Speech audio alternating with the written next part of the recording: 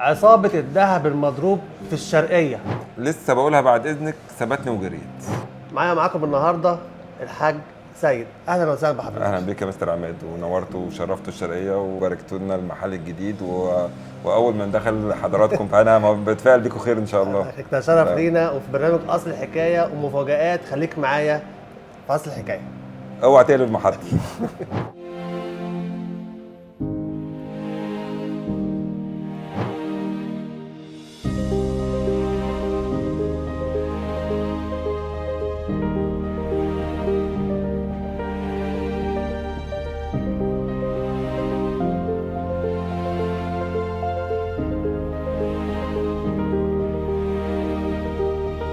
والنهارده وفي الشرقيه عايزين نعرف بقى العملاء، نعرف كل اهل الشرقيه مين الحاج سيد، وبدات ازاي، وتاريخ حياتك، ولحد ما فتحنا الفرع الجديد.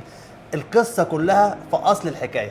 اولا احنا تاريخنا من سنه 1973.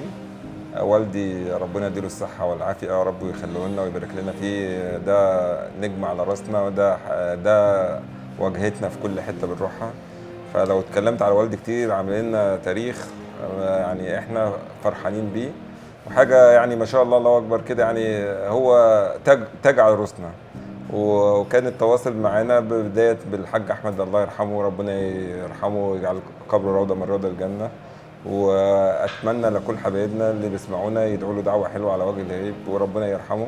واحنا امتداد للحاج احمد الله يرحمه. والدي ربنا يديله الصحه والعافيه، كانوا يعني معانا العمر كله.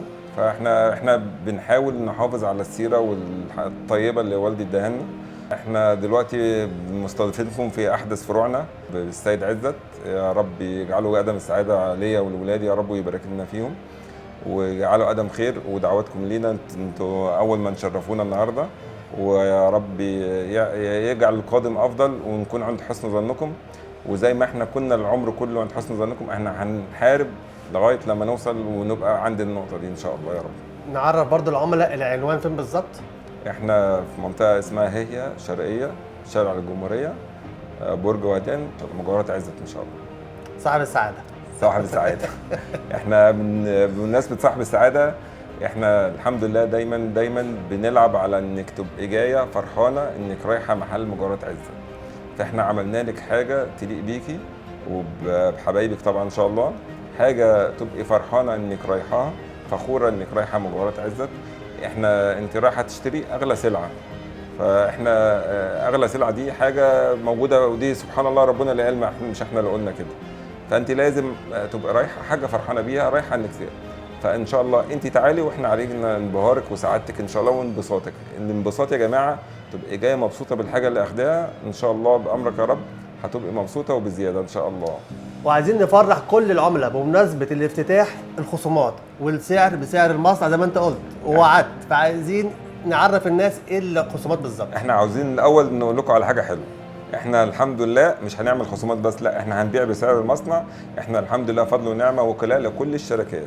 اهم حاجه عندك يبقى انت شغل شركات، سعر مقابل خدمه، تمام؟ فانت هتحطي فلوسك في حاجه ان شاء الله هتحس انك حاطه في حاجه تستاهل. دي اهم حاجه بالنسبه لي. الذهب سلعه غاليه زي ما اتفقنا على كده. فلما انت تغطي السلعه الغاليه دي بحاجه زياده، قرش زياده، بحيث انك تبقي انت مش كل حاجه توفير. ما انت ممكن توفري وفي الاخر تطلع الدهب اللي انت اخداه مش افضل شيء، وده مش صح. انت اللي بيشتري دهب دي بيشتري عشان اللونج تيرم. يعني معلش، انت ما بتشتريش عشان تبيع بكره ولا بعده. انت حاجه بتحافظ عليها يا عالم بعد زينه وخزينه. زينه وخزينه بالظبط. فانت برضو زي ما بتحتاج الزينه بتحتاج الخزينه، وتحافظ على قيمه فلوسك. انت دافعه 7000 جنيه في دهب، بتبصي توفري 10 20 50 جنيه مصنعيه. بس حاجه بعد كده هتغلبي، لا انت لازم تاخدي حاجه مضمونه. بس دي اهم حاجه بالنسبه لي. غير ان الخصومات، لا ان شاء الله مش هيبقى في خصومات. حته الخصومات دي لا الغيها. احنا ان شاء الله انتوا شركاء نجاحنا، واللي احنا وصلنا له ده بسبب حضراتكم انتوا. واحنا بالنسبه من غيركم مش ما نسواش حاجه زي ما بيقولوا كده. الحمد لله من غير التيم وشركاء النجاح ده بالنسبه لي اهم من الدنيا كلها. اسبوع لا، شهر كامل بسعر المصنع، مش اسبوع. شهر كامل. شهر كامل بسعر المصنع. شهر كامل من اول الافتتاح. تعالى واسال على مجاورة عزت ان شاء الله في صاحب شارع السعادة. صاحب السعاده. شركاء النجاح. احكي لي بقى نبذه صغيره عن شركاء لا النجاح. كتير، لو اتكلمنا على شركاء النجاح مش هنخلص، بس يعني نبذة صغيرة. حاجه جت على يعني ما شاء الله ما شاء الله اللهم بارك. انا خرمت الواحده ودانها، لبستها حلق وانا اللي نقيت لها الشبكه. يعني هي وطفله، من هي وطفله، وما شاء الله كبرت لبستها الشبكه، قلت لها الشبكه ولبست بنتها الحلق برضه. دي اجيال بقى. ما شاء الله ما شاء الله. دي حاجه، والحمد لله دي اهم حاجه بالنسبه لنا، ان احنا لينا قاعده كويسه مع العملاء، حريصين جدا ان احنا نبقى على تواصل، لان العميل اللي بيدخل ده بالنسبه لي انا مش عميل، انا بدخل اكنه صاحب مكان بالظبط. والحمد لله هو اللي هيشوفونا دلوقتي عارفين ان اللي بدخل مكانه. بس دي اقصى حاجه ممكن اقولها لك. واحنا النهارده في الشرقيه ومكملين مع بعض مع الحاج سيد، لقيت حاجه عجبتني جدا، الفواتير عنده مميزه جدا جدا جدا، وما شفتهاش في الشرقيه تماما. والشكل ولا هتلاقيها في والدقه الجمهوريه كمان، والتفاصيل المكتوبه في الفواتير مش موجوده عند حد. وخصوصا جمال، نتفرج مع بعض جمال الفاتوره ورقتها من بره غير طبيعيه. عايزين بقى نتكلم انا عاوز اللي يتفرج على الفاتوره ما شاء الله يفكر دي ايه. اتكلمنا على الفاتوره، فده اللي انا عاوز اقول لكم، احنا عملنا كل حاجه في المحل الجديد ده بكل حب، كل حاجه معموله بيها بحب. فحتى الفاتوره ده احنا شايفينها ان ده عنواننا، او ده زي ما بيقولوا كده دي حاجه اللي هتبقى متواصله مع العميل. فاحنا عملنا له كل حاجه حلوه بالنسبه واجتهدنا مع الشركه اللي عامله لنا السيستم الجديد، شركه نيبيو، ناس محترمين جدا، والباشمهندس بيتر عزيز طبعا. شكر خاص طبعا لشركه نيبيو طبعا. طبعا، والباشمهندس بيتر عزيز ومرس حبيب قلبي. طبعا فاهمني ازاي؟ قعدنا مع بعض وعملنا كل ما اجتهدنا بيه على اساس ان احنا نميز الكلاينت او العميل بتاع مجوهرات عزت. عملنا فاتوره تليق بيكم طبعا، عملنا كل حاجه في الفاتوره. انت ما شاء الله لازم اميزك عن اي حد. هنيجي نتكلم على الفاتوره، والحمد لله فضل ونعمه زي ما قلت لكم كل حاجه معموله بحب والتميز. يعني انت فرحانه بالحاجه اللي انا فرحان بالحاجه اللي انا بعملها. ده شكل الفاتوره اللي هتكون عند حضرتك واللي هتاخديها من مجوهرات عزت، عليها لوجو المحل، الف مبروك، تتفتح كده. ده الجديد بقى يا جماعه، ماشي. اول حاجه انت الكيو ار كود اللي هنا بالاسكان عندك بتحميكي ان الفاتوره دي مش مزوره. يعني لو رحتي اي حته قال لك الفاتوره دي فيها مشكله فيها اي حاجه، اولا الكيو ار كود ده بيضمن لك انت واخده من مكان معتمد، السجل التجاري البطاقه الضريبيه موجوده، كل حاجه مميزه. لو خدتي 5 اصناف 5 غوايش، لا هينكتب لك كل وزن قطعه لوحديها وثمنها لوحديها ومصنعيتها لوحديها وسعرها لوحديها وسعر الجرام، كل حاجه كل تفصيله عندك واخداها. سعر الجرام لحظي اللي انت اخده بيه بالبراند بتاعها بكل التميز. جيتي بعد لما واخده الغويشه دي اتلخبطتي بين الغويشه دي، بعد سنه جيتي عاوزه تراجع الفاتوره برقم تليفون حضرتك باسم حضرتك عندي، هيطلع لك كل الهستري اللي حصل بصوره الميزان، بصوره الغويشه اللي انت اخداها على الميزان، يعني صورتها متسيفه عندي على الميزان. هنا يا جماعه برضو لو جينا بصينا دي سياسه المحل موجوده عندك هتقريها. يعني ما سيبناش حاجه الحمد لله. احنا ابتدينا في محل الجديد بما انتهى له الاخرين، فالحمد لله زي ما احنا عودناكم على الجديد والتميز لازم نميزكم في كل حاجه. وده يعني حاجه نبذه بسيطه عن الموجود في المحل ان شاء الله. ومن الشرقيه وشركاء النجاح، بس مش العملاء بقى، المره دي هنتكلم عن المصانع شركاء النجاح مع الحاج سيد عزت. الحمد لله فضل ونعمه، احنا وكلاء لكل الشركات الكبرى في جمهوريه مصر العربيه.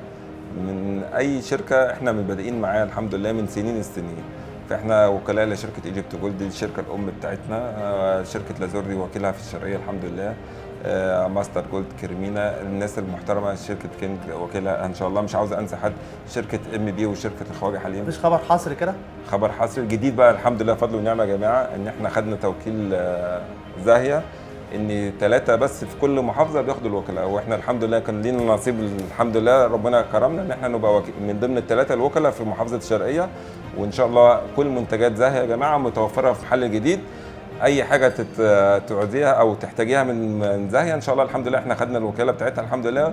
وده التميز والانفراد، ان مجوهرات السعاده الحمد لله. انا بقول لك السعاده هتيجي هتتبسطي، يعني انت تعالي وخلي انبساطك علينا ان شاء الله. وبراند زاهيه ومجوهرات السعاده مع الحاج سيد، تعالى وهتشوف كل جديد. انفراد مع المجوهرات سيد عزت في ايه؟ في الالماظ، صح كده؟ حقيقي. انفراد. لا يا باشا، يعني حاجه متميزه جدا عندك مش موجوده في حواليك. الحمد لله اي عروسه بتيجي بتبقى مبسوطه بالموديلات اللي بتشوفها، لان الحمد لله انا مش تشكيله انفسنا، احنا ذوقنا حلو في الذهب، بنعرف ننقي قطعه الشغل المميزه، فالحمد لله فضل ونعمه. انا بتحدى اي عميل يدخل يطلع لي قطعه مش عاجباه، يعني هو في موديلات. طبعا. فالحمد لله لما دخلنا الالماظ احنا اعتنينا جدا ان احنا مجال الالماظ، الكلاينت الالماظ حاجه مميزه، عميل الالماظ عميل غير عاوز حاجه تكون مميزه. فانا الحمد لله اجتهدت وجبت الموديلات اللي فعلا هتفيد عميلي وحاجه تبسطك. والاميز من كده في الالماظ بالذات خدمه ما بعد البيع في الالماظ، واحنا عاملين فيه خصم حقيقي 70%، دي خصم 70% خصم لمده شهر على الالماظ، 70% الحمد لله فضل ونعمه. هميزك بموديلات الحمد لله مش موجوده، واجتهدت وتعبت جدا، ويعني مش عاوز اقول لكم انا عامل الالماظ ده سيكشن لوحديه، يعني الحمد لله هتيجي هتلاقي نفسك في حته ثانيه. وبعدين ميزه الالماظ النهارده ان العميل اللي جاي عاوز شبكه ب 100,000 جنيه في الذهب ما بيجيبش حاجه، ما تلاقيش جابت حاجه، لا لما تاخدي دبله وخاتم ومحبس الماظ يبقى انت حطيتي نفسك في حته ثانيه. والالماظ ده النهارده يعني القادم الالماظ صدقني اللي فعلا اللي ما اشتغلش في الالماظ هيفوتك كتير، واللي ما لبسش الماظ وحس انه لابس حاجه مميزه هيفوتك كتير، واللي ما جابش من سيد عزت برضه خسر كتير. لا الناس كلها خير وبركه، احنا بنحب الناس كلها والناس عاوزين الناس كلها ترضى بعون الله. بس الحمد لله اللي هيجي هيتميز في الحمد لله في حاجات كتيره. خدمه ما بعد البيع في الالماظ طبعا احنا عاملين سياسه جميله جدا في الالماظ، يعني هتيجي هنشرحها لك هتحس انك مبسوطه، مش هقول لك السعاده دايما معانا. مع الحاج سيد وصاحب السعاده من الشرقيه. عصابه الذهب المضروب في الشرقيه، ايه الموضوع وايه الحكايه؟ وعايزين نعرف التفاصيل في اصل الحكايه. هتعمل لي مشاكل مع الناس يا عم عماد. واحنا لازم نعرف التفاصيل، مش هنسيب الموضوع ده. الحمد لله فضل ونعمه، احنا زي ما قلت لك بقينا 50 سنه 53 سنه في المجال، والحمد لله لينا الخبره الكافيه ان احنا نقدر نتعامل مع اللي قدامنا من قبل ما يتكلم. وكان لينا السبق اول ناس الحمد لله مسكوا عصابه الجنيهات المضروبه كان احنا في 2021، وسلمنا العصابه للاسم، والنيابه خدت مجراها وخدوا نصيبهم من الحوار. والحمد لله كان برضو حدث قلب الدنيا كله الحمد لله، وكان اول ناس، لان كان ناس كتيره مضروره. ومش عاوز اقول لك في 2021 لما مسكت العصابه دي ناس من الصعيد كلموني مضروره يا عيني، ناس من المنصوره كلموني، ناس من اسكندريه، يعني الناس مضروره في كل. فالحمد لله فضل ونعمه ربنا الهمنا وقدرنا ان احنا نبقى يعني ايه على قد المسؤوليه ونقدر نكشف العصابه دي. طب وبالنسبه بقى للكيس اللي انا ماسكه الكيس عاوز اكلم الناس اللي حبايبي واخواتي، الناس برضو اللي اتكلمنا عليها في اول الحلقه، اللي بتروح تجري تشتري ذهب من على النت وتشتري ذهب من الذهب المستعمل. الذهب المستعمل على النت وتجري ورا قرش اقل، مع ان الذهب دي يا جماعه زي ما قلت لكم سلعه غاليه ومش بتشتريها الا عشان خاطر اللونج تيرم. مع احترامي لحضرتك بعد اذنك كده يا استاذ عماد لو سمحت تعالى قرب لي كده الحلقه اللي زي ده كده يا جماعه، انت شاريه جديده باين كده معايا في الصوره، الحلق جديد انت هتشتريه محدش لسه لبسه، وهيقول لك ربع مصنعيه ونص مصنعيه وتشتريه من على النت وتقابليني في محل الدهب. هو لو دخل اي محل دهب محدش هيعرفه الا اللي عنده خبره، ومش كل اخواتنا بتوع الدهب عندهم الخبره الكافيه. وشكله جديد جدا يعني. انت شايف حاجه قدامك شكله جديد وكمان المفاجاه كمان ان هو عليه اللوجو من ورا كمان. عليه اللوجو، عليه كل حاجه، عليه الدمغه وعليه اللوجو، عليه كل حاجه. تعالى كده بص من جواه، انت دخلت جواه مش دهب. انت فاهمين يا جماعه؟ قصيت يا باشا قصيت الحلقه وكشفت عليه مش دهب. لا مش دهب. لا ايه الخامه دي؟ عارف انت بيعملوا حاجه زي السندوتش، بيقولوا يسموها سندوتش، من فوق طبقه دهب رقيقه جدا ومن تحت دهب رقيقه جدا وفي الوسط نحاس. مين هيعرفه؟ لا دي في خبرات بقى يا فندم، انت بتمسك الحلق تعرفه من حجمه، عشان برضو بنصح اخواتنا بتوع الدهب برضو يمكن ربنا يسترها معاهم ومعانا ومع الناس كلها. الحلق من وزنه بتعرف من وزنه من شكله من حجمه، تقدر تكتشف الحاجات الخبرات المتراكمه بتعرفك، تقدر تعرف. معلش انت لو اشتريتي من على النت او حد قال لك دي دهب قديم، رحت اشتريتيه من عند بتاع دهب قديم، بتاع الدهب ما خدش باله منه واشتراه عشان يكسب فيه 10 ولا 20 ولا 50 جنيه وباعوا لك تاني. معلش انت اللي هتشيلي الشيله، طبعا. غير ما تجيلي تاخدي فاتوره معتمده بشركه معتمده، بحاجه انت بتحافظي على قيمه فلوسك. ليه تروحي للحاجات اللي زي كده؟ عشان خاطر ايه؟ عشان توفري 100 جنيه في جرامين في 200 جنيه انت بتصرفيهم في السوبر ماركت في اقل من دقيقه. لكن انت لازم تحافظي على قيمه فلوسك. ودوت يا جماعه انا بحذر بيه اخواتنا بتوع الذهب قبل الكلاينت، العميل هو ما مش فاهم مهما كان، هو بيشتري وخلاص. لكن انت ليه تروح تشتري من على النت وليه تتعبي نفسك؟ لا، حرام اللي انت بتعمليه في نفسك ده. انت بتخافي على فلوسك وخافي، لان الفلوس ده دي امانه عندك، دي فلوس ولادك لازم تحافظي عليها. لكن انت التفكير اللي هتفكري بيه وتروح تجري ورا الحاجه الرخيصه، انت كده بتضر نفسك قبل اي حاجه. عايزين نعرف بقى في اصل الحكايه ايه اللي حصل مع العصابه. برضه عاوز تعملي مشاكل تاني يا عم؟ لازم نعرف التفاصيل كلها. عاوز تعمل فيه يا عم عماد النهارده؟ يا عم عماد انت جاي تبارك لي ولا جاي تعمل معايا ايه؟ لا مش هسيبها. تاخد الكواليس صح؟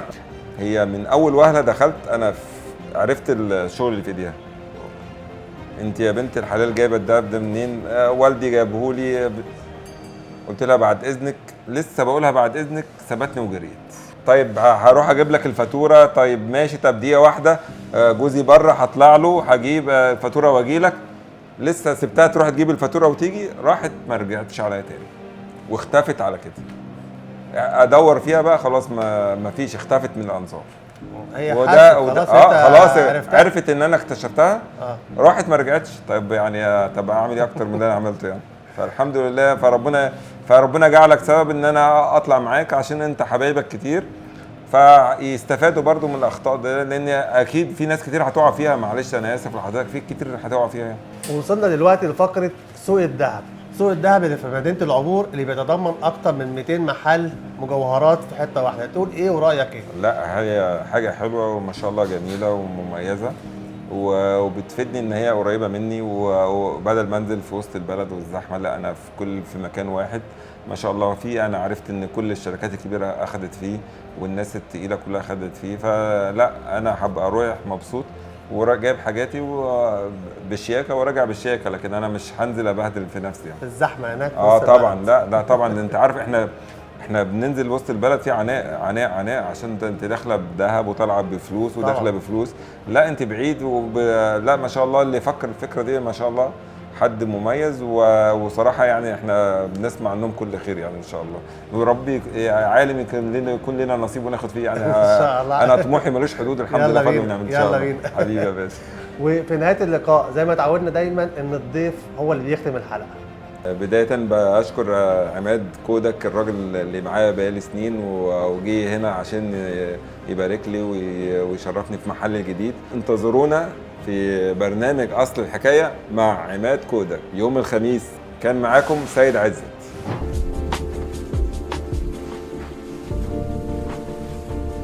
برنامج أصل الحكاية مع عماد كودك كل يوم خميس.